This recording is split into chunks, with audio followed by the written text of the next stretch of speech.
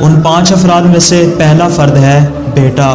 یعنی باپ اپنے بیٹے کو زکوٰۃ نہیں دے سکتا۔ دوسرا فرد اور تیسرا فرد ہے والدین، یعنی انسان اپنے ماں باپ کو زکوٰۃ نہیں دے سکتا اور زکوٰۃ کا کوئی بھی حصہ ان کے لیے قرار نہیں دے سکتا۔ چوتھا فرد کہ جس کو زکوٰۃ نہیں دی جا سکتی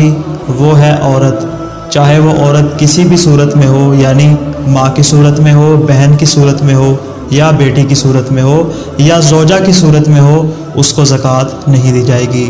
اور پانچواں ہے غلام۔ پھر امام علیہ الصلوۃ والسلام نے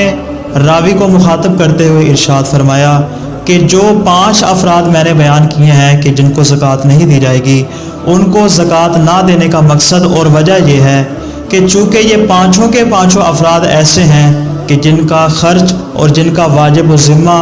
دوسرے افراد پر ہوتا ہے، یعنی ان